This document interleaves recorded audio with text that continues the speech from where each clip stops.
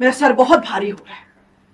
जी, Monty भैया का call आया है और वो कह रहे हैं कि तुमसे बात करना चाहते हैं, जल्दी चलो।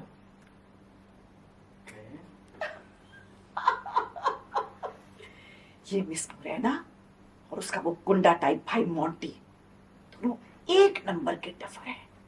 तभी तो इतनी आसानी से मेरी बातों में आ जाते हैं। शारदा, मोंटी का फोन आया है। कहीं वो बता ना दे कि किडनैपिंग में तेरा ही हाथ है।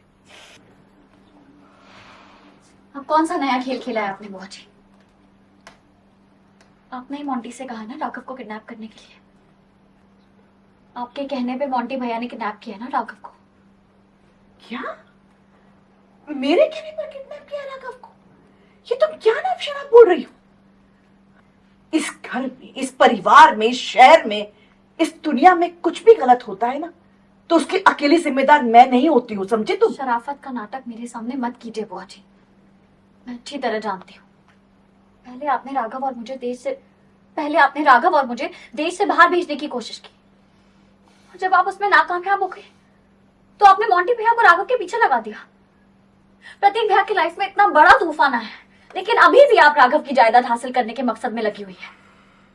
कौन सी बुराई की कौन सी काली मिट्टी से बनी है आप बुआ जी, जो हर वक्त आप बुराई का रंग दिखाती रहती है हर जगह। रीत, मुझे बुरा भला कहकर अगर तुम्हारे दिल को चैन मिलता है ना तो बोलते रहो। मैंने आज तक जो जो गलत किया है मैंने तुम्हें सब बता दिया है। मेरे पास अब छुपाने के लिए कुछ नहीं है। इसलिए मैं तुम्हें आखिरी बार कह रही हूं कि राघव के किडनैपिंग में मेरा कोई हाथ नहीं है। आप ही का हाथ है। मैं जानती हूँ ये सारा किया धारा आपका है। आपने ही मोंटी भैया के दिमाग में राघव के खिलाफ जहर भरा होगा, है ना?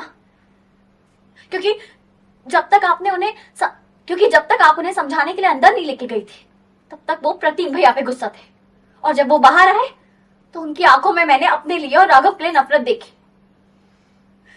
बताइए ना, अगर प्रतीक भैया ने उनकी बहन के साथ गलत किया है, उनकी बहन को धोखा दिया है तो वो राघव के पीछे क्यों पड़े? क्यों उन्होंने राघव को किडनैप किया?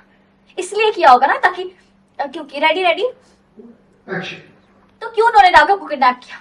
इसलिए किया होगा ना क्योंकि किसी ने उनके दिमाग में जहर घोला है, उन्हें उल्टी सीधी पट्टी पढ़ाई है कि प्रतीक भैया और स्मिता की शादी की जिम्मेदार मैं और राघव है। यही किया है ना आपने?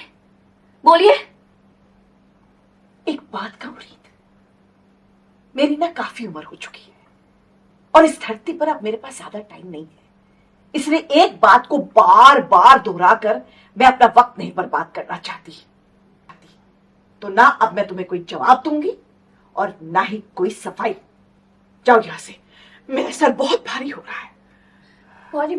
जी, मोंटी भैया का कॉल आया है और वो कह रहे हैं कि तुमसे बात करना चाहते हैं।